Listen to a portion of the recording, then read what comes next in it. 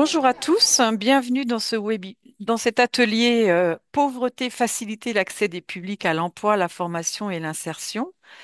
Alors, on va prendre quelques minutes pour laisser les participants entrer dans la salle.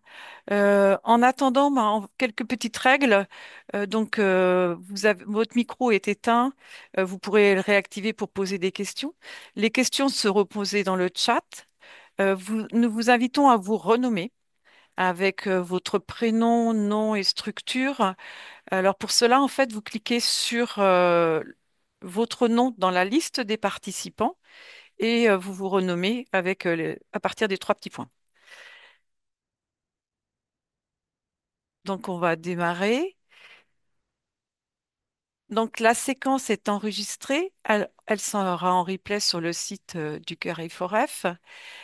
Petite précision, on va enregistrer que les interventions. On n'enregistrera pas ce qui se passe dans les ateliers. On va faire une découpe sur le replay.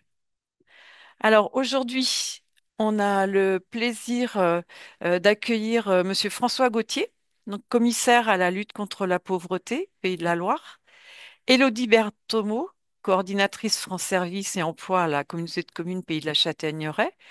Elle nous fera un témoignage sur le territoire zéro non-recours. Aurélie Léret, qui est conseillère point budget UDAF, Union des familles en Maine-et-Loire. Moi-même, je suis Marie-Josée Guillon, chargée d'animation au Carrefour F Pays de la Loire. Et on aura avec nous, pour démarrer, Pauline Danet, qui est en assistance technique sur le webinaire. L'objectif de ce webinaire, donc, identifier les enjeux du plan de lutte contre la pauvreté, donc avec une intervention de Monsieur Gauthier, diagnostiquer les situations de pauvreté, échanger sur les outils et postures. Ensuite, on fera un travail ensemble pour repérer les obstacles, activités, les ressources, partager les solutions. Et puis, en atelier, on échangera aussi sur comment accompagner dans le recours au droit, pardon, la gestion du budget. On est dans un objectif, comment faciliter l'accès à l'emploi, la formation et l'insertion des publics. On est vraiment sur cette finalité-là.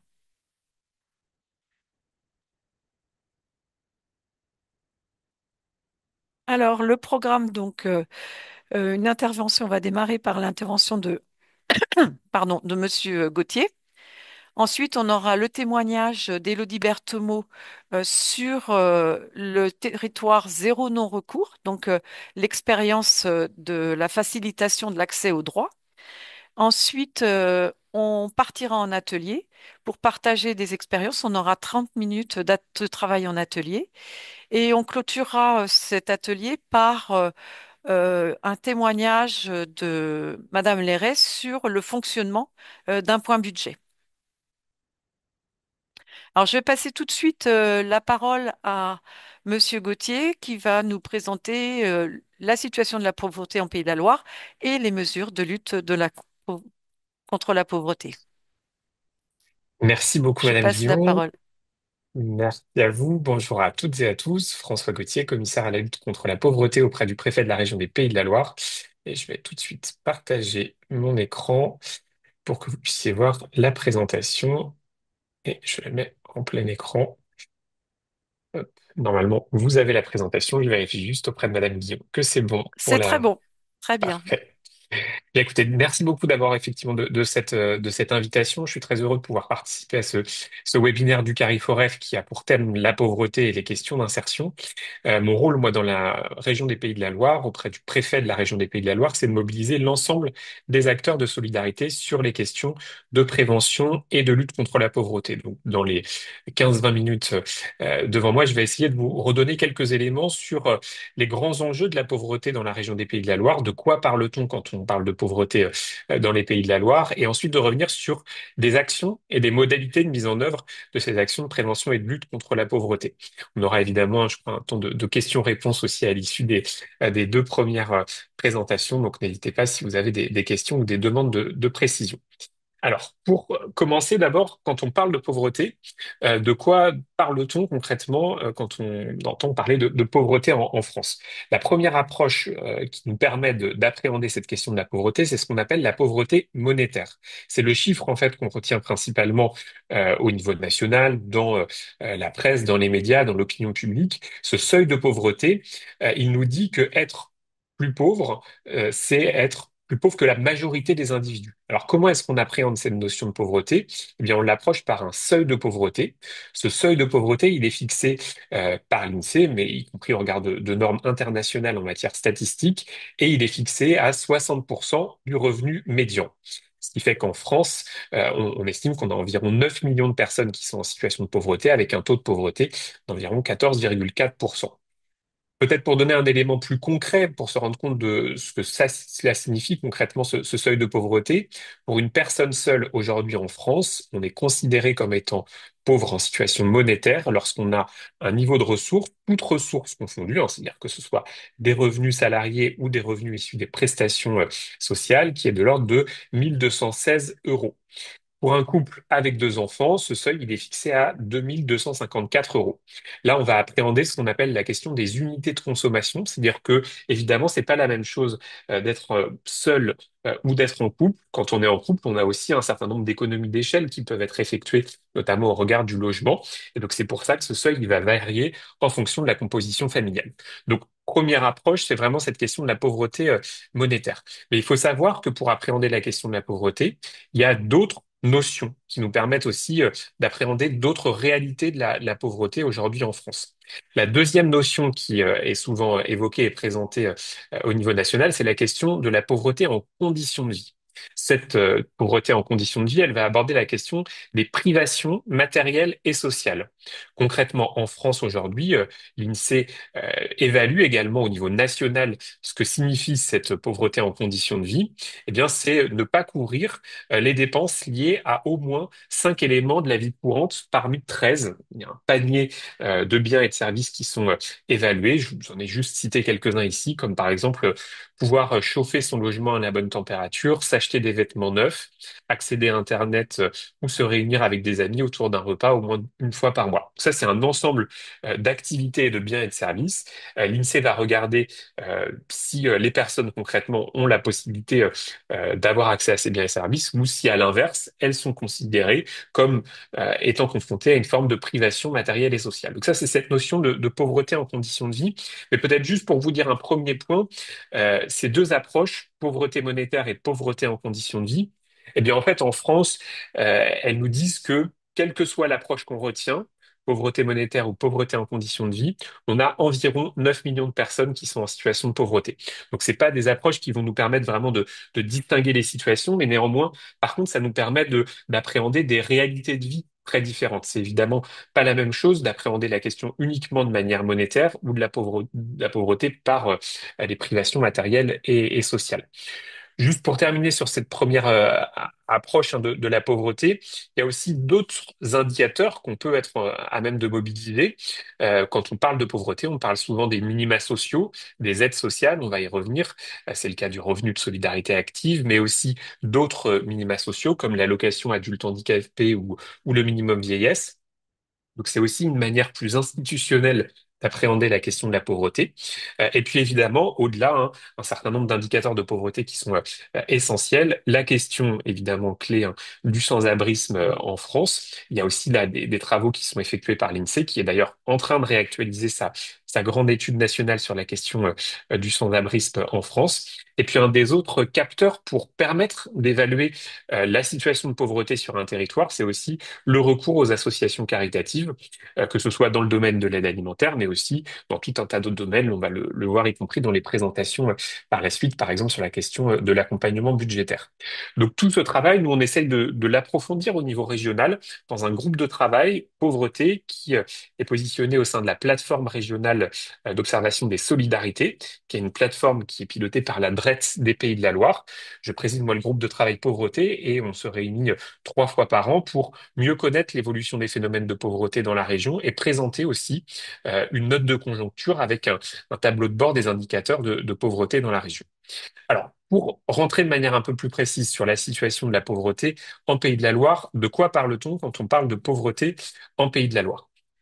D'abord, on parle d'un taux de pauvreté global, qui est un taux de pauvreté dans la région des Pays de la Loire, qui est de 10,5%. Vous vous souvenez, juste au-dessus, je vous indiquais que le taux de pauvreté au niveau national, il était de 14,4, 14,5%. Eh bien, vous voyez tout de suite que ce taux de pauvreté monétaire en région Pays de la Loire, il est nettement en deçà de la moyenne nationale. On peut même confirmer, hein, et c'est l'INSEE notamment dans le panorama régional de la pauvreté dans les Pays de la Loire qui avait été diffusé en octobre 2023, qui confirmait que la région des Pays de la Loire est la région de France métropolitaine qui a le taux de pauvreté le plus faible de France. Donc ça, c'est une approche relative, mais c'est important effectivement de le signaler. Deuxième point, ce taux de pauvreté à 10,5%, il masque, comme dans les autres régions, des disparités territoriales. Et vous voyez ici les taux de pauvreté qui avaient été présentés dans ce panorama de la pauvreté en octobre 2023. On a le département de France métropolitaine qui a le taux de pauvreté le plus faible, c'est la Vendée avec 8,9%. Et ensuite, on a des départements qui sont plutôt situés dans la moyenne, la Loire-Atlantique, le Maine-et-Loire ou la Mayenne à 10 à 11%. Et on a un département qui a un taux de pauvreté plus élevé que la moyenne régionale, qui est la Sarthe, avec 12,9%. Néanmoins, je vous rappelle, par rapport au taux de pauvreté national qui est à 14,4, 14,5%, la Sarthe a certes un taux de pauvreté plus élevé que la moyenne régionale, mais qui reste inférieur à la moyenne nationale. Donc ça, c'est une première manière d'appréhender de manière relative. Mais tout de suite, il faut regarder le nombre de personnes qui sont concernées, parce que s'arrêter sur un chiffre relatif et un pourcentage, ça nous donne finalement assez peu d'informations, si ce n'est en comparaison des autres régions. Dans la région des Pays de la Loire, quand on dit que 10,5% des personnes sont en situation de pauvreté, ça veut dire concrètement que 400 000 personnes sont en situation de pauvreté monétaire dans la région des Pays de la Loire. Premier élément pour avoir une vision un petit peu plus fine de cette réalité, parmi ces 400 000 personnes, on a 120 000 enfants qui sont en situation de pauvreté monétaire. Et là, je vous ai remis effectivement dans ce graphique les éléments de l'INSEE qui vous montrent que les Pays de la Loire sont effectivement positionnés avec un taux de pauvreté plus faible que l'ensemble des autres régions françaises, mais on a néanmoins ce chiffre de 400 000 personnes, dont 120 000 enfants. Si vous deviez en fait en retenir uniquement un chiffre de ma présentation, ce serait celui-ci, 400 000 personnes en situation de pauvreté, dont 120 000 enfants.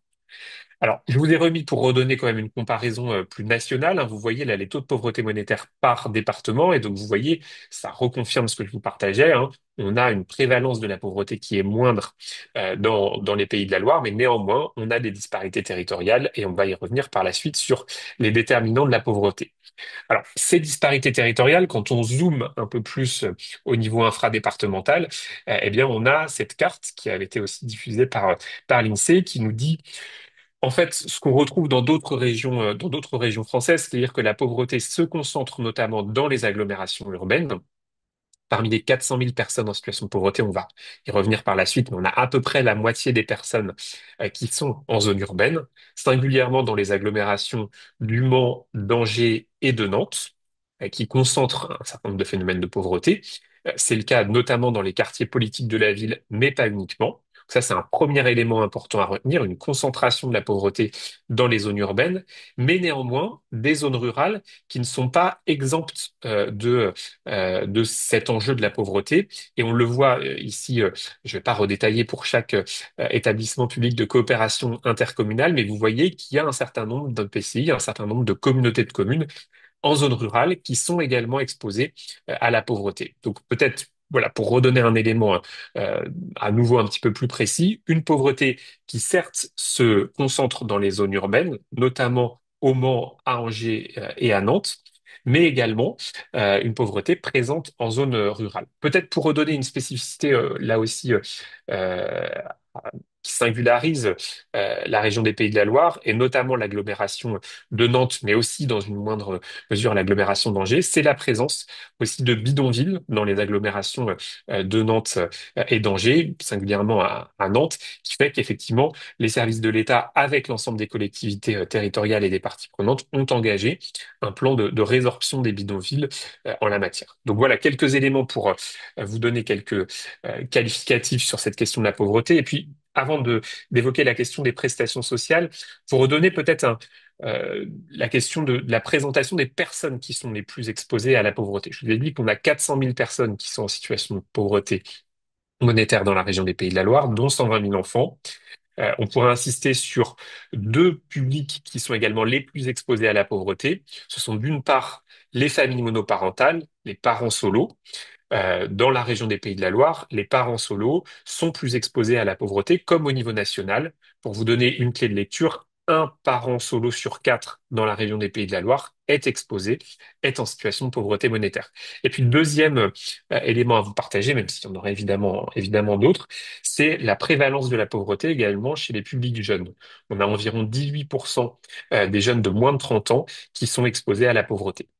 Donc voilà, sur ce portrait, maintenant, rentrons de manière un peu plus précise sur les prestations sociales et la réponse à cette question de la pauvreté. Comment est-ce qu'on lutte contre la pauvreté aujourd'hui en France? On va voir, il y a différents leviers, mais il y a un premier levier qui est essentiel, qui est lutter contre la pauvreté monétaire. Lutter contre la pauvreté monétaire, c'est euh, verser à un certain nombre de personnes exposées à la pauvreté un certain nombre de prestations sociales.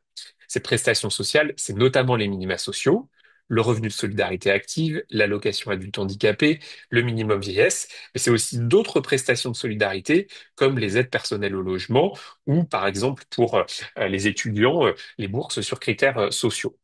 On a souvent tendance à dire qu'on a un système de protection sociale qui fonctionne bien en France, mais pour le matérialiser, pour se dire qu'est-ce que ça représente concrètement, eh bien, en France aujourd'hui, on a un taux de pauvreté qui est diminué très fortement par ces prestations sociales, et dans notre région, concrètement, je vous ai dit qu'on a un taux de pauvreté de 10,5%.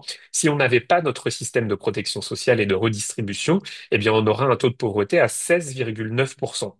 Notre système de protection sociale, il réduit le taux de pauvreté de 6,4 points. Ça, c'est une donnée de l'INSEE. Ça fait, pour vous donner une autre vision de ce sujet, que si on n'avait pas notre système de protection sociale dans les Pays de la Loire, eh bien, on aurait environ 140 000 personnes en plus qui seraient en situation de pauvreté. Mais évidemment, on y reviendra dans la présentation notamment de la Châtaigneraie. Il y a le défi du non-recours. Là, je ne vais pas m'arrêter sur cette slide-là, juste pour vous redonner quelques éléments d'appréciation, hein. La protection sociale, qu'est-ce que c'est? C'est l'ensemble de ces ressources et de ces prestations que j'ai pu partager, le revenu de solidarité active, la prime d'activité, l'allocation adulte handicapé, le minimum vieillesse, mais aussi toutes les autres prestations. Si vous avez des questions sur ce volet-là, on pourra évidemment y revenir. C'était pour vous donner un peu les grands chiffres clés de la protection sociale en Pays de la Loire. Alors, en termes de dépenses, pour ce qui est de l'État, qu'est-ce que ça représente ces dépenses de protection sociale? C'est environ par an 2,8 milliards d'euros de dépenses de protection sociale et de dépenses de prestations de solidarité plus précisément, que ce soit les aides personnelles au logement, la prime d'activité, l'allocation adulte handicapé. Et puis évidemment, on pourrait ajouter à ce panorama le revenu de solidarité active, qui est lui financé par les conseils départementaux. Alors là, dans les deux slides suivantes, c'était plus pour que si vous souhaitez approfondir un certain nombre de sujets, vous puissiez y revenir. Je vous ai redit qu'il y avait cette question des territoires ruraux. Et bien là, cette slide, elle vous redonne les chiffres clés, hein, en vous disant, je vous disais qu'il y avait à peu près la moitié des personnes en situation de pauvreté qui étaient en zone urbaine et la moitié en zone rurale. Et bien, c'est ce que vous redonne cette étude, puisqu'on a présenté il y a quelques semaines une étude sur la précarité en milieu rural en Pays de la Loire. Et bien là, vous voyez, on a environ 174 820 personnes qui sont en situation de pauvreté en zone rurale et 178 660 en zone urbaine. Ce qui permet pas de totaliser les 400 000 personnes, parce qu'on a des personnes qui sont dans des territoires mixtes entre zone urbaine et zone rurale. Dernier point dans les éléments de présentation afin de venir rapidement sur les outils. Une des spécificités, hein, qu'on peut relever aussi en Pays de la Loire comme dans d'autres régions, c'est l'existence de travailleurs pauvres. C'est-à-dire que le fait d'être en emploi ne protège pas toujours de la pauvreté. Évidemment, de manière très générale, en général, les personnes en situation d'emploi sont protégées contre la pauvreté. Mais on avait fait paraître une étude avec l'INSEE sur la question des travailleurs pauvres dans l'Ouest, donc en Bretagne et en Pays de la Loire. Hein. Ce chiffre, il est sur les deux régions.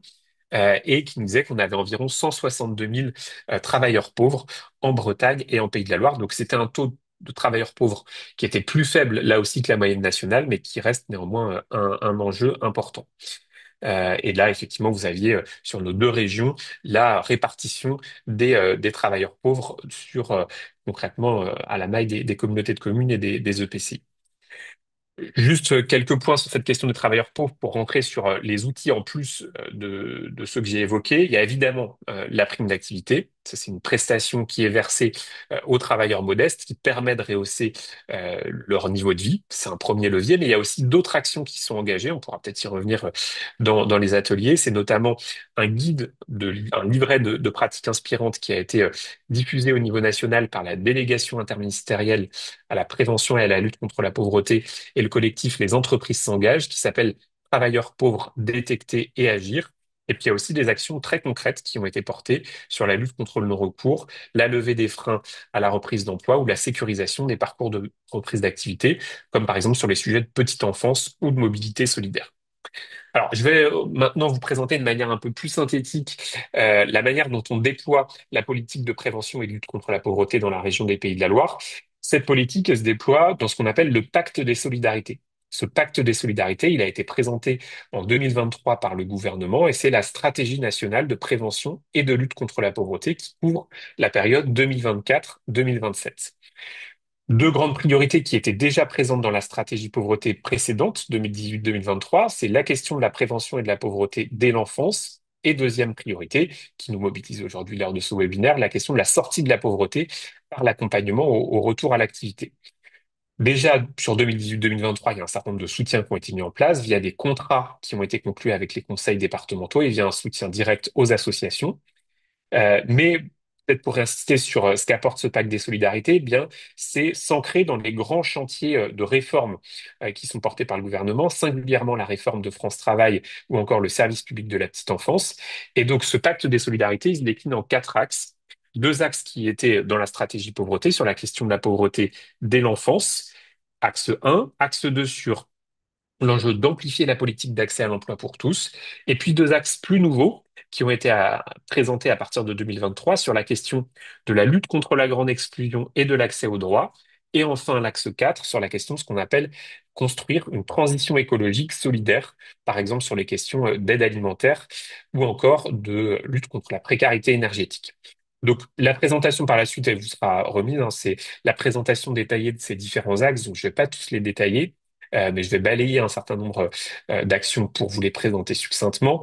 L'axe 1 sur la question de la lutte contre la pauvreté de l'enfance, c'est par exemple porter la question du fonds d'innovation de la petite enfance. Ce fonds d'innovation de la petite enfance, il vise par exemple à soutenir des projets locaux qui vise à adapter l'offre d'accueil du jeune enfant, par exemple en soutenant la création de crèches à vocation d'insertion professionnelle qui permettent à des parents en situation d'insertion d'avoir accès à des crèches avec ce qu'on appelle des horaires atypiques, c'est-à-dire de pouvoir déposer leur enfant tôt le matin et si besoin, le récupérer plus tard le soir. Ça, c'est une des actions concrètes que je peux vous citer sur ce premier axe. Sur l'axe 2, sur la question de la politique d'accès à l'emploi pour tous, c'est évidemment très en lien avec la réforme de France Travail. Le pacte de solidarité, il met l'accent sur la question des publics les plus éloignés. Et puis sur la question de ce qu'on appelle la mobilité solidaire, de renforcer l'offre d'accompagnement des publics en matière de mobilité. Accompagner les publics les plus éloignés, on y reviendra peut-être dans les échanges par la suite, c'est notamment soutenir des expérimentations qui ciblent les publics très éloignés, parfois les publics à la rue. C'est par exemple ce que porte l'expérimentation de convergence et des dispositifs premières heures ou de l'expérimentation qu'on appelle tapage, travail alternatif payé à la journée. Alors, j'enchaîne sur les axes suivants. L'axe 3, il est notamment sur cette question de l'accès au droit. Donc, je ne vais pas rentrer trop dans le détail puisque ce sera l'objet de la présentation de Madame Berthomeau juste ensuite sur cette question du non-recours aux droits sociaux. Et puis, pour terminer sur l'axe 4, c'est cette question à la fois de l'alimentation, ce qu'on appelle le mieux manger pour tous, pour adapter la lutte contre la précarité alimentaire, mais c'est aussi des mesures très concrètes, comme ce qu'on appelle la cantine à 1 euro ou la cantine solidaire, qui permet de soutenir un certain nombre de communes en zone rurale si elles souhaitent mettre en place une tarification sociale de leur cantine. Donc voilà pour l'architecture un peu globale de ce pacte des solidarités. Et concrètement, pour terminer, il se déploie en Pays de la Loire via à la fois la mise en œuvre de mesures nationales, mais aussi via ce qu'on appelle des contractualisations. Donc c'est ce que s'appelle ce volet départemental. Il y a à la fois eu un travail de diagnostic, des contrats qui ont été conclus dans chaque département entre l'État et les conseils départementaux, qui permettent le cofinancement d'actions de prévention et de lutte contre la pauvreté. Voilà. Et donc les slides suivantes vous présentent la manière dont s'est mis en place cette contractualisation dans chaque département. Il y a des contrats qui couvrent les 5 départements de la région, des actions qui ont été cofinancées. Je vais évidemment pas toutes les lister, mais vous pourrez les retrouver ici sur ces actions qui ont été cofinancées dans la région. Et puis, voilà, pour terminer, il y a également un volet avec des priorités régionales. Je vous ai remis un peu les priorités régionales pour que vous les ayez en tête. Elles sont au nombre de 5.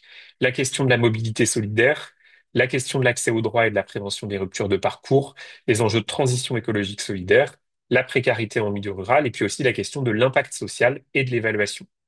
Donc, dans les slides suivantes, vous retrouverez un certain nombre de ressources pour vous présenter ces différentes priorités et la manière dont elles ont pu être mises en place avec les temps de travaux que nous avons eus aussi dans la région.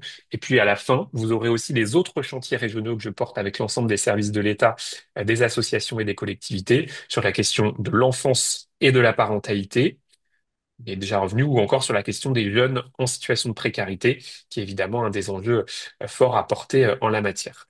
Donc voilà, sur ces éléments de présentation, je vais m'arrêter ici pour cette première présentation générale.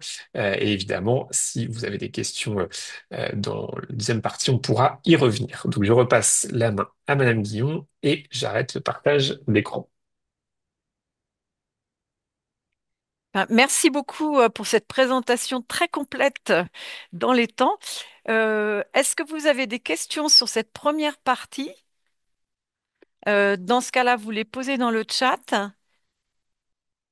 Et sinon, on peut commencer à illustrer un petit peu une intervention par le témoignage de Madame Berthomeau sur le territoire zéro non-recours. On a deux territoires zéro non-recours en Pays de la Loire, Chemillé et le Pays de la Châtaigneraie. Donc, on a proposé à Madame Berthomeau de nous faire un témoignage de comment elle procédait pour faciliter l'accès aux droits de ces publics. Je vous passe la parole s'il n'y a Oui, pas de questions. bonjour à tous et merci. Donc, communauté de communes du Pays de la Châtaigneraie. Donc, quelques éléments de contexte. On est un territoire plutôt engagé en faveur de l'accès aux droits depuis plusieurs années. On a notamment signé, donc vous verrez l'historique sur la droite de cette slide, signé notre premier contrat local de santé avec l'ARS en 2015, qui a engagé notamment une première action avec l'ouverture de la première maison de service au public de Vendée en 2016, qui a été suivi peu de temps après par la création d'un réseau d'accès aux droits. Étant en effet un territoire rural, comme je le disais, on n'a aucune institution ou organisme présent sur le territoire. Donc chacun intervenait en demandant des locaux, soit au sein des communes, soit au sein de la communauté de communes. Et donc il nous est apparu évident de créer ce réseau d'accès aux droits avec les professionnels pour favoriser l'interconnaissance entre chacun et mieux diffuser l'information ensuite auprès des publics. Surtout que les personnes peuvent bien évidemment être accompagnées par plusieurs organismes à la fois. Donc notre maison de service au public est devenue France Service en 2020 et a développé, si je puis dire, son bouquet de services, non pas uniquement sur le bouquet de services national des France Services, mais également avec tous ses partenaires intégrés dans le réseau d'accès aux droits pour réaliser en fait notamment des permanences au sein de la France Service. La France Service en fait est rapidement devenue un guichet unique sur le territoire où un habitant a une question, le réflexe est devenu de contacter en fait la France Service, soit qui peut l'accompagner directement, soit qui à minima réorientera vers le bon interlocuteur. Donc, dans le cadre de ce premier contrat local de santé et du plan local unique santé sociale famille, donc qui est la contraction, si je puis dire, du CLS, contrat local de santé, et de la convention territoriale globale avec la CAF. Euh, une des fiches actions dans le second plus, donc dans le second CLS, était notamment de développer l'accès aux droits sur le territoire.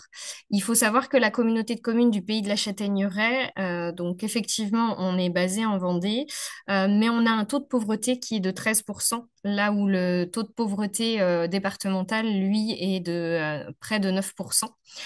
Donc, on est un territoire qui a ce taux de pauvreté-là et qui a également un taux d'électronisme, pardon, de près de 22%, là où on est plutôt aux alentours de 15%. Donc, le numérique est également un enjeu sur le territoire. Donc, on avait historiquement également accueilli un conseiller numérique en 2021 et puis un gros projet également qui était l'aménagement d'un grand bâtiment de 360 mètres carrés dédié à l'accès au droit et au numérique, ce qui nous a amené petit à petit en fait à approfondir notre réflexion sur l'accès au droit et se dire, une fois que l'appel à projet Territoire Zéro Non-Recours a été lancé en 2023, se dire bah, on a les réflexions déjà engagées sur la thématique et pourquoi pas candidater. Donc, dans le cadre de cet appel à candidature, nous, on avait visé trois grands axes. Donc, déjà, on s'est dit, on a une connaissance du terrain, mais il faut qu'on approfondisse l'accès aux droits sur le territoire. Et donc, on a réalisé une enquête diagnostique sur la thématique début 2024, pour laquelle on a plutôt été surpris des résultats. On s'était donné un taux de réponse aux alentours de entre 3 et 5%. Et finalement, on a eu plus de 7% de répondants sur le territoire qui ont indiqué notamment les causes de non-recours qui nous semblaient intéressantes d'identifier pour justement répondre aux problématiques et mieux accompagner les habitants. Donc ces causes de non-recours, les causes racines relèvent principalement de la peur du trop perçu et de la méconnaissance des prestations et des aides. En parallèle, une des actions principales du projet qu'on a voulu lancer, c'est de se dire, bah, c'est bien, il y a la France Service sur le territoire, mais il y a quand même 14 communes sur le territoire, éloignées pour les deux plus excentrées de plus de 20 km et aucun moyen de transport en commun sur le territoire. Donc, des soucis de mobilité dans notre territoire rural et comment se rapprocher des habitants. Donc, on a bien nos mairies au sein des 14 communes et on a engagé un partenariat avec ces mairies en se disant bah, ça serait peut-être bien de créer des lieux d'accueil info-ressources sur l'accès aux droits dans les communes. Donc, on est parti initialement avec un réseau de bénévoles ambassadeurs d'accès aux droits, puisqu'il faut accompagner le changement. Et au départ, on avait visé, si je puis dire, plutôt l'accompagnement par les secrétaires de mairie. Alors, quand je dis accompagnement, c'est vraiment un premier niveau d'accueil et une orientation vers l'animatrice qui a été recrutée dans le cadre de cet appel à projet.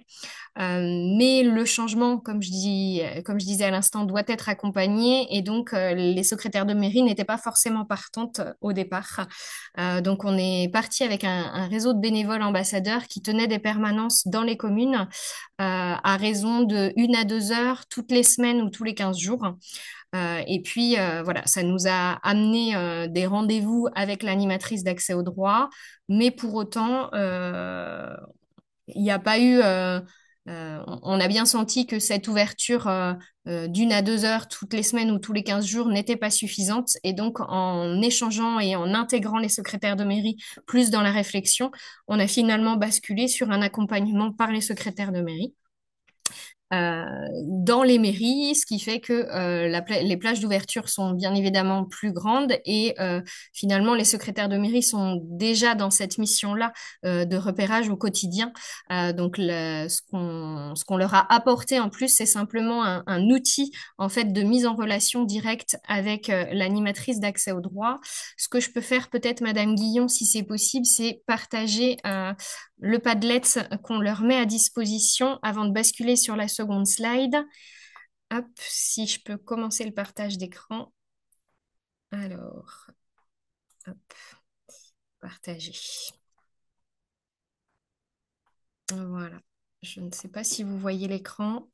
Ça va venir, voilà. Ça va venir. Peut-être le mettre en plus large, en zoomer un petit peu pour que ce soit plus large. Alors, je ne vois pas ce que je vous partage. Pourtant, j'ai qu'une page. Oui, juste avec les trois petits points en haut pour mettre en... Ah oui, Oui, ok. voilà, Je pour vois ce que zoomer vous un voulez. petit peu. Voilà. Voilà, comme ça, c'est mieux. Très Voilà. bien. Donc en fait, c'est un Padlet qu'on met à disposition des secrétaires de mairie, mais pas que. On le met également à disposition de nos bénévoles, puisque bien que ils ne tiennent plus les permanences d'accueil pour orienter vers l'animatrice d'accès au droit, ils sont quand même là en repérage. On est dans un territoire rural, je le répète encore, mais où il y a beaucoup de proximité et d'aide entre les voisins, et c'est beaucoup de bouche à oreille qui se forment. Donc c'est un outil qu'on leur met à disposition où en fait ils peuvent suivre le déroulé de l'expérimentation et avoir notamment le principal outil de prise de rendez-vous qu'on leur met à disposition, qui est un outil national en fait que peut-être certains d'entre vous connaissent déjà, qui s'appelle Rendez-vous Service Public. Pour faire simple, c'est en fait un outil qui ressemble au Doctolib. Donc en fait, quand on clique dessus, les secrétaires de mairie ou les bénévoles arrive directement, si ma connexion est bonne, voilà, sur la possibilité de prendre un rendez-vous avec la France Service du pays de la Châtaigneraie et notamment sur le diagnostic accès au droit avec l'animatrice du dispositif. Quand ils cliquent sur le motif, ils arrivent ensuite sur des possibilités de lieux de rencontre. Et donc, on retrouve la France Service, mais également l'ensemble des communes où a été ouvert un lieu d'information et d'écoute numérique solidaire. Quand je parle de lieux d'information et d'écoute numérique et solidaire, on les a appelés ainsi parce que en fait, ils ont deux fonctionnalités. À la fois, les secrétaires de mairie accueillent, mais à la fois, on a équipé les mairies d'un ordinateur, pardon, accessible en libre service pour que les personnes qui ont besoin de réaliser des démarches et qui sont autonomes mais n'ont pas l'outil numérique puissent réaliser leur démarche sans accompagnement. Si jamais la secrétaire de mairie est sollicitée quand la personne s'installe devant l'ordinateur, la consigne qui a bien été donnée au secrétaire de mairie, c'est de réorienter vers l'animatrice. Donc tout ça pour rebasculer un peu sur la troisième action de notre projet, qui était donc la mise en place d'une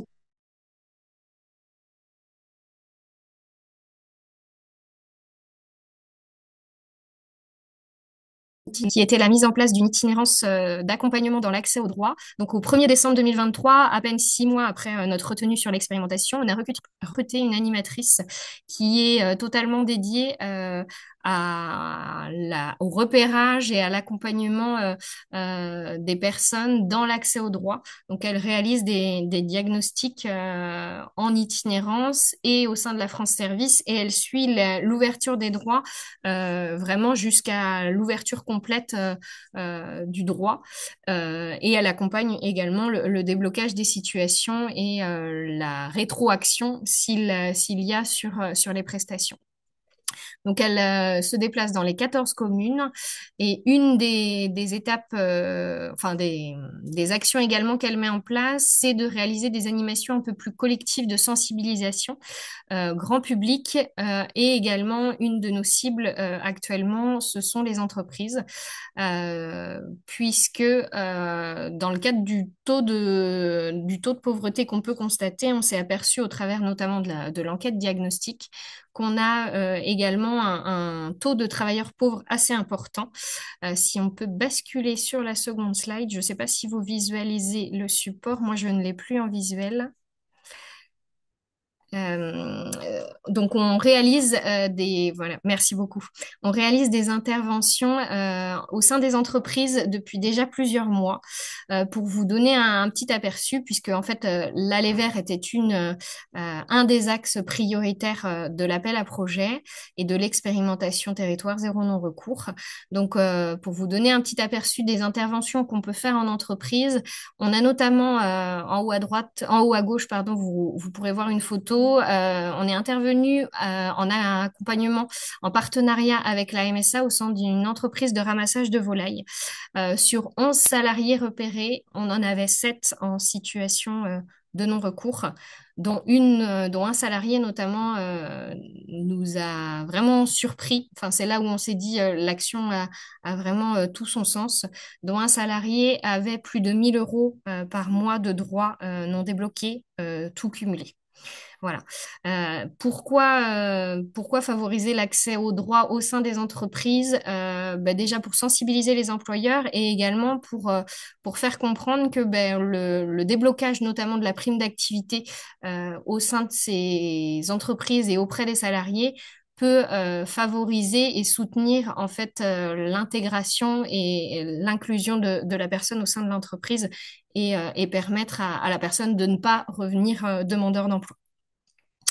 Les actions d'aller vers donc sont une grande partie de l'expérimentation et je vous avouerai que, étant donné que c'est une expérimentation, on a pas mal tâtonné au départ parce que ça bouscule un peu nos pratiques. C'est pas forcément des accompagnements qu'on réalise au quotidien.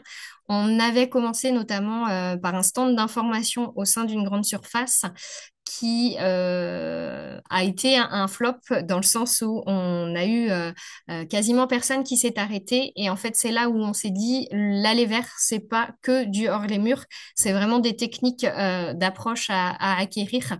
Donc, on s'est appuyé ensuite sur l'espace de vie sociale départementale Germaine, qui a une expérience dans l'aller vers depuis plusieurs années.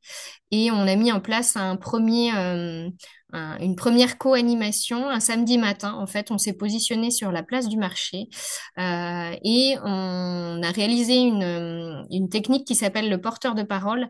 Et c'est là où on s'est aperçu que voilà, il y a vraiment diverses causes de non-recours, mais qu'une des principales, donc je parlais des causes racines tout à l'heure, mais une des peurs également, c'est vraiment la dématérialisation et la déshumanisation. C'est le mot qui a été ressorti et qui était plutôt fort dans les démarches administratives. Une autre action d'aller vers qu'on a portée, dont on n'a pas encore les résultats, on a mené un partenariat avec La Poste qui se diversifie en termes d'action pour réaliser du porte-à-porte et aller informer les habitants sur l'expérimentation en cours sur le territoire et indiquer qu'une animatrice peut les accompagner au besoin. Pour l'instant, on n'a pas les résultats et on l'a fait à titre expérimental sur 2 communes sur les 14. Donc, à voir ce que ça donne. On a quand même recueilli à valider lors du bilan, mais une trentaine de personnes potentiellement intéressées pour être recontactées. Voilà pour ce qui est des actions d'aller vers. Pour vous donner un peu les perspectives sur 2025, donc on a également appris de l'expérimentation puisqu'au départ on était parti sur un flyer plutôt généraliste, non humanisé, si je puis dire, avec des personnages plutôt abstraits. Et en fait, on s'est aperçu que les personnes avaient besoin de s'identifier pour venir vers nous. Donc, on est parti sur des témoignages anonymisés de personnes accompagnées avec un slogan plutôt percutant. Moi aussi, je pensais n'avoir droit à rien. Et derrière le dos de chaque flyer, en fait, on explique la situation qui a été débloquée pour chaque personne. Une autre perspective pour 2025 est l'arrivée de notre camion itinérant. Voilà, on a pu co-animer avec Germaine et on attend notre camion avec impatience puisque ce sera aussi un outil pour nous permettre d'aller vraiment partout sur le territoire. Pour terminer, vous faire un petit bilan un peu sur l'accompagnement que peut réaliser notre animatrice. On est à plus de 150 personnes accompagnées depuis le début de l'expérimentation. On a mis en place aussi avec notre réseau de partenaires pour qu'ils puissent suivre l'actualité et le déroulé de l'expé et également venir en appui et pouvoir renforcer ce partenariat et vraiment mettre en avant leurs actions aussi qui existent en parallèle, mais malheureusement là je peux pas tout tout vous montrer, des newsletters mensuels où à chaque fois on a le témoignage soit d'un partenaire, soit d'un habitant ou d'un usager. Notre animatrice a réalisé également plus de 200 entretiens. On a tenu l'objectif d'ouvrir nos 14 liens, donc lieux d'information et d'écoute numérique et solidaire, dans les 14 communes. Et depuis le début de l'expérimentation, on est quand même à plus de 65 000 euros de droits ouverts cumulés. Donc il y avait un réel non-recours et c'est pas terminé sur le territoire. On est principalement sur de la prime d'activité et de la complémentaire santé solidaire, ainsi que du minimum vieillesse avec l'ASPA. On a quasiment pas ouvert de revenus de solidarité active. On a dû en ouvrir un ou deux seulement. Et puis, pour vous donner un peu un aperçu, on vous a intégré un petit graphique sur l'évolution des prises de rendez-vous que peut réaliser notre animatrice et on s'aperçoit quand même que depuis décembre 2023, ça augmente bien et donc c'est un dispositif, un service qui commence à être bien repéré sur le territoire. Voilà ce que je peux vous en dire. Est-ce qu'il y a Mais- éventuellement des Merci pour cette questions? question. Alors, je crois qu'il y a des questions. Une première D'accord. question. Alors, Dans le je vais chat juste. peut-être? Alors, non, c'était. Savez-vous si sur le territoire de Chemillé, c'est le même type d'action menée? Alors, pas forcément. On est rentré en contact avec Chemillé, effectivement. Après, ils n'étaient pas partis sur le même plan d'action, dans le sens où leur recrutement portait sur eux une animatrice plutôt grand public, si je puis dire. Après, je crois qu'ils s'appuyaient, eux, plus sur les forces vives déjà existantes et les services déjà existants pour accompagner les personnes. C'est pas l'animatrice qu'ils recrutaient qui accompagnait directement. Et après, on doit faire le point. Là, on se voit prochainement. On s'est vu une seule fois. Après, ils ont commencé aussi après nous. Nous, on a commencé au 1er août 2023 et eux, ils ont commencé au 1er janvier 2024. Donc, on n'était pas forcément au même niveau. D'accord. Merci. Et vous nous aviez parlé sur Chemillé, en fait, ils avaient un système locomoteur. Tout à fait. Euh, Eux, ils étaient partis sur un partenariat avec une association qui s'appelle les Locomoteurs pour réaliser du porte-à-porte au sein des différents foyers du territoire. Oui. Un, un système qui s'appuie sur les bénévoles.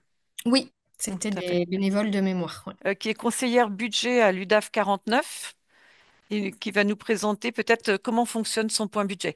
On pourra revenir en fonction du temps sur le partage du document qu'on vient de faire s'il y a des questions encore à poser.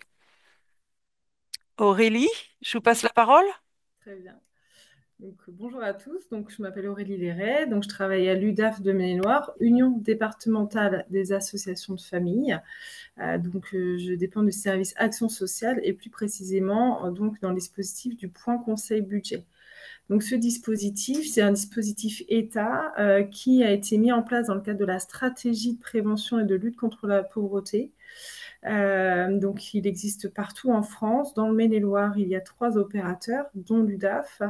Il y a également la CLCB et Famille Rurale.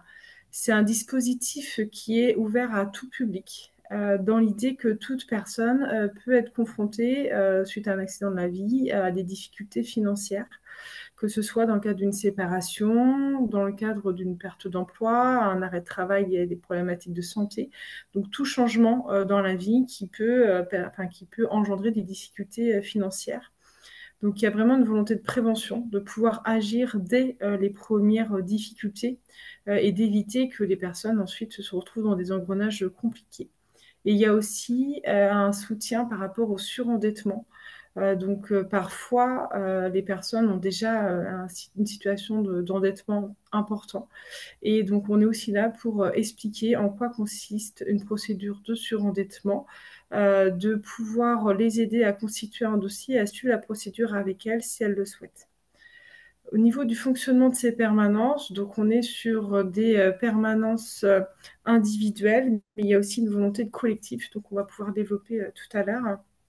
Au niveau de l'accompagnement, on est sur du court moyen terme, c'est-à-dire que l'idée, c'est de pouvoir accompagner et conseiller sur plutôt une notion ponctuelle, mais par contre de réorienter selon les besoins vers d'autres professionnels.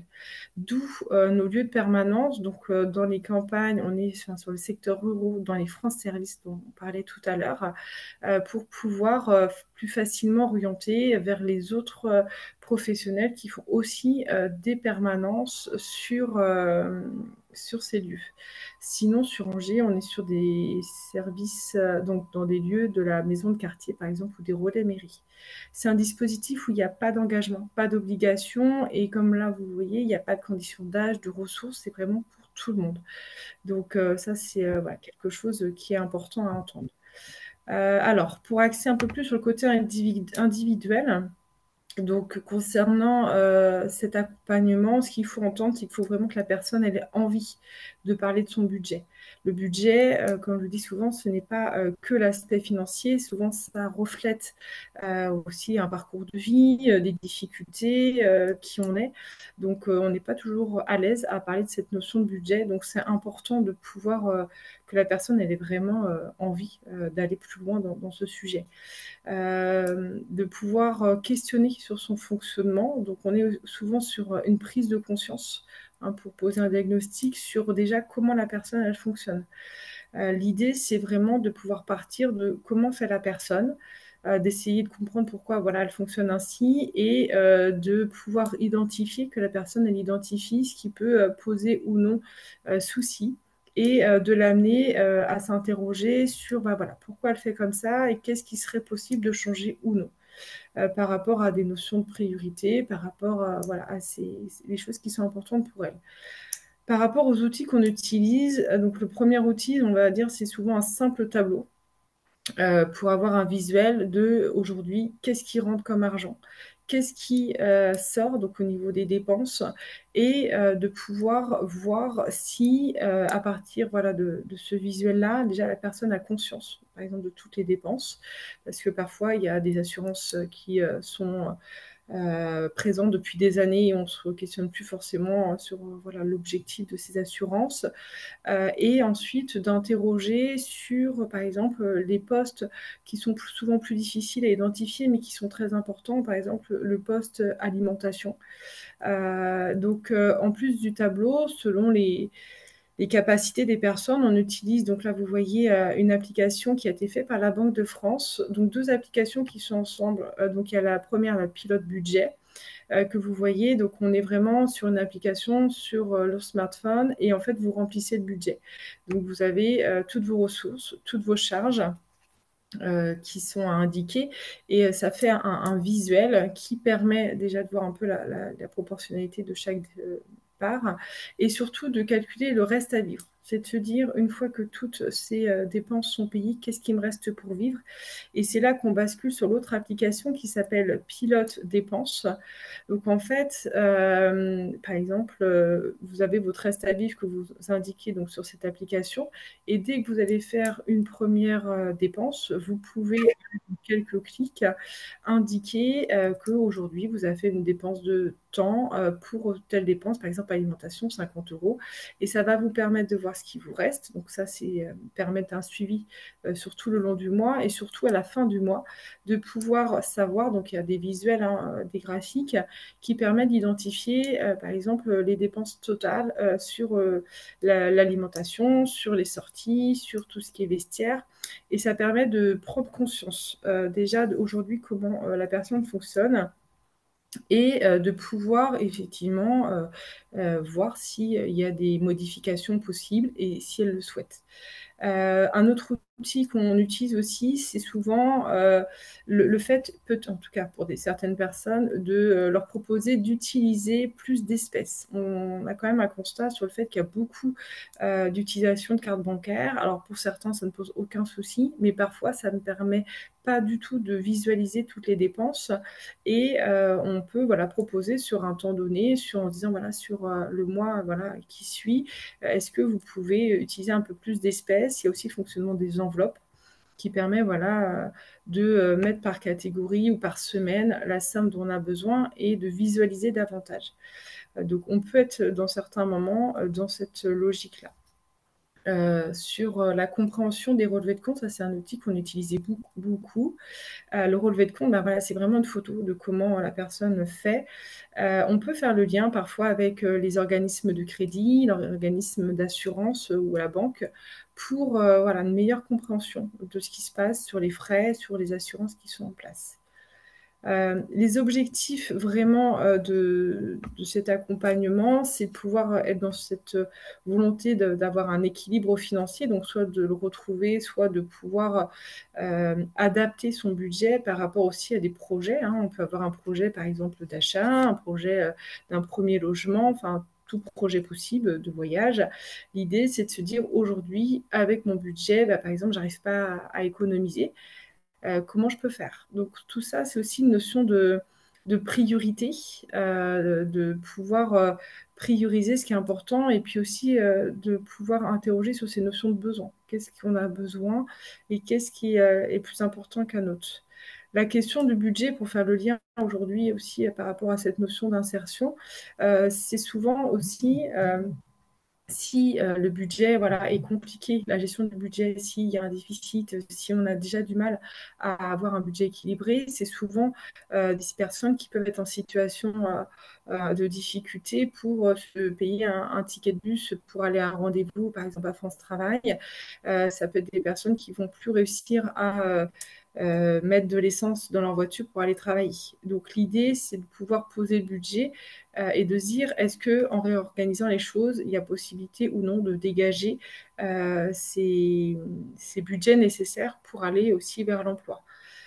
C'est aussi l'accès au niveau des droits, hein, comme on parlait aussi tout à l'heure, c'est de se dire, s'assurer que dans leur budget, bah, ils aient bien ouvert, par exemple, des droits au niveau de la prime d'activité, de pouvoir leur faire connaître les dispositifs tels que la CSS, des dispositifs de droit, voilà, peut-être préférentiels par rapport à leur situation. Donc, on peut réorienter aussi vers d'autres organismes si ça s'avère nécessaire pour s'assurer que tous les droits soient bien ouverts.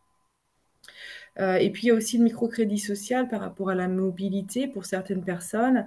La situation financière est stabilisée, mais par exemple, leur voiture nécessite d'importantes réparations où il n'y a plus de véhicules, mais il y a quand même un emploi. Ça nous arrive aussi de faire le lien vers les organismes qui étudient le microcrédit social pour aider à maintenir dans l'emploi et leur permettre d'être toujours mobiles pour aller travailler. Donc sur l'individuel, voilà, c'est très très large hein, nos domaines d'intervention parce que chaque situation est très très différente. Sur le côté collectif, donc il y a une volonté hein, dans le cadre du point conseil budget qu'il y ait aussi des actions collectives qui soient mises en place. Donc par label, on doit voilà, mettre en place 2 actions collectives minimum.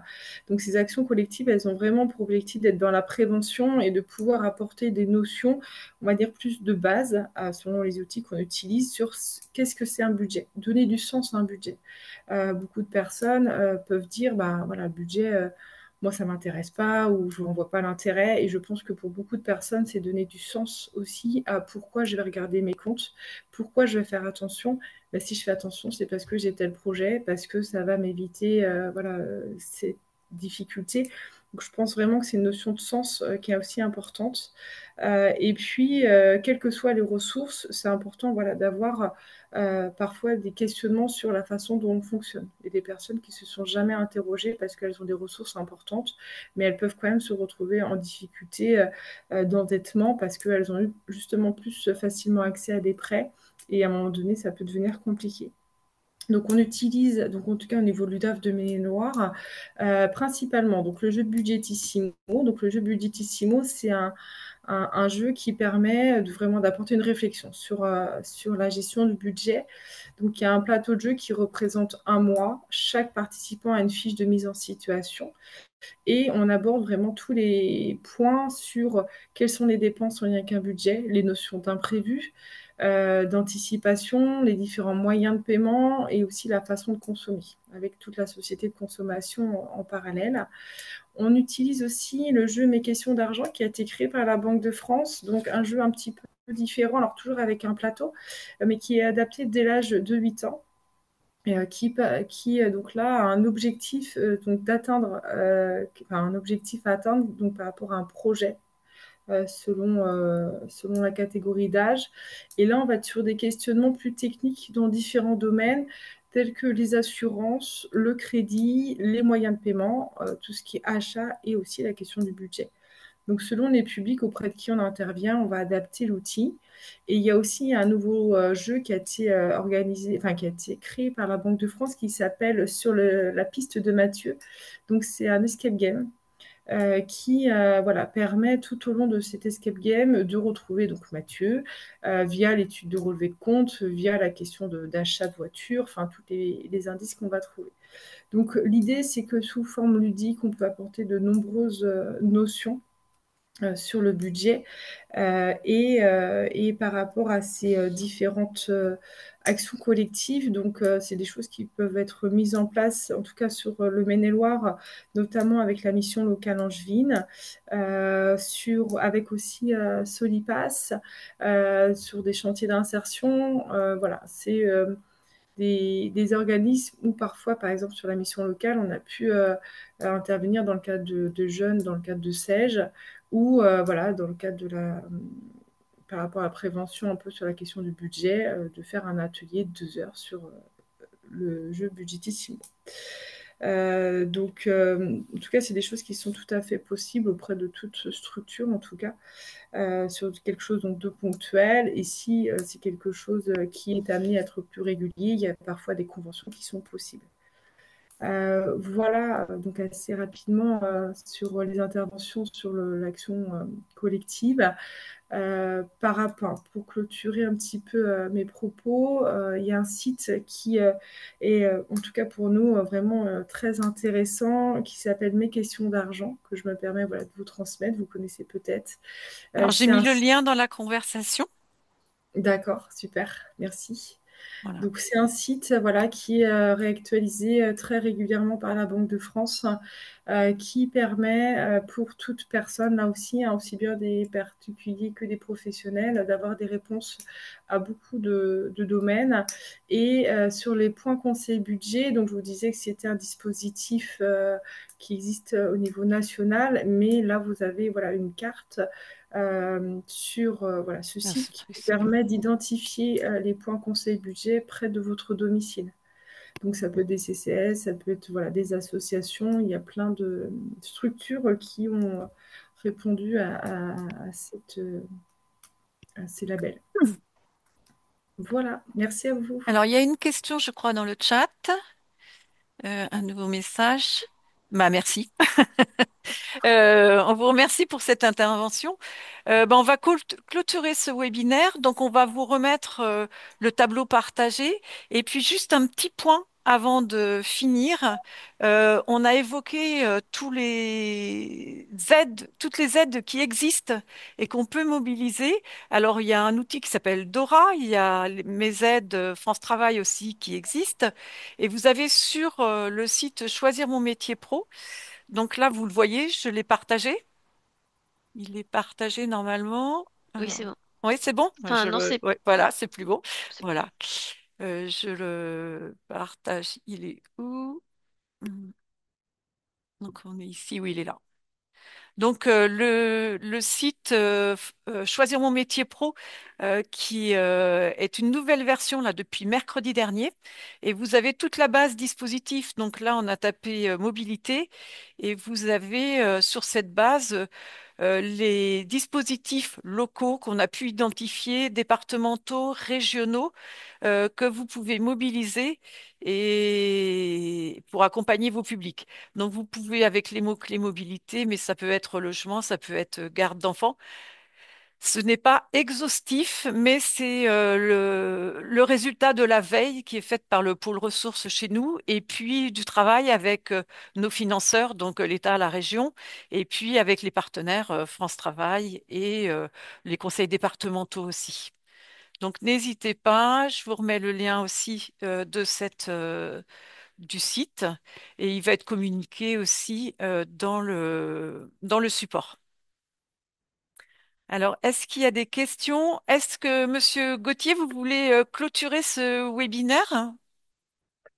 Peut-être juste en un mot, merci beaucoup Madame Guillaume pour vous remercier pour l'organisation de ce webinaire. C'est un premier temps de partage qui me semble essentiel, hein. Juste un mot pour dire que agir pour prévenir et lutter contre la pauvreté, je le dis souvent, mais c'est l'affaire de tous. Ça implique de mieux connaître les enjeux de pauvreté. C'était un des premiers éléments qu'on a essayé de vous partager, mais il y a plein de ressources pour approfondir la connaissance plus territorialisée des enjeux de pauvreté. Ensuite, ça implique de connaître les outils, et donc là, on a un certain nombre qui vous ont été présentés, mais ça implique surtout souvent un changement de posture qui est de travailler encore plus qu'on le fait déjà, mais travailler encore plus en réseau, en allant vers des acteurs qui sont parfois plus éloignés, y compris des acteurs de l'insertion et de la lutte contre l'exclusion, notamment les associations qui sont en première ligne. Je pense aux associations qui travaillent dans le champ de l'aide alimentaire ou autres, pour créer du réseau au plan local. Donc, l'objet, c'était de pouvoir vous partager un certain nombre de ces instruments. Et puis, n'hésitez pas, à la fois dans les ressources qui sont partagées par le CARIFOREF, mais aussi dans l'ensemble de ce qu'on partage avec les services de l'État sur les questions de prévention et de lutte contre la pauvreté, à revenir vers nous, soit au niveau très local, en lien avec les dettes, soit au niveau régional, en lien avec la DRETS, la RS et l'ensemble des services avec lesquels je travaille sur ces sujets. Merci beaucoup, en tout cas, pour ce temps de partage. Et puis, je pense qu'il y aura d'autres étapes aussi pour présenter d'autres initiatives. Merci beaucoup, puis à très bientôt. Merci. Donc, vous allez recevoir un questionnaire d'évaluation. N'hésitez pas à nous faire part de vos besoins, souhaits de prolongation de cet atelier. Merci à vous. Bonne fin de journée.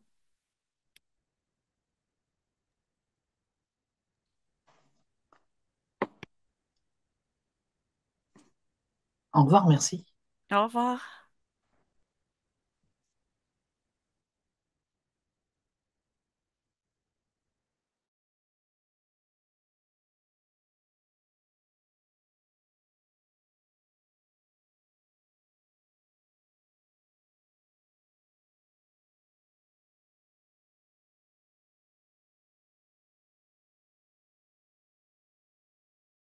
Madame Léray?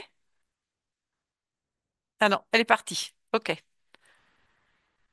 Bon, ben ça c'est fait. Je t'entends pas. Mais en Tu peux même temps, t'es arrêter à côté. Tu peux arrêter Ouais, l'enregistrement. ouais, Bah, je m'en vais aussi alors. ouais. OK. Alors, je viens te voir, d'accord?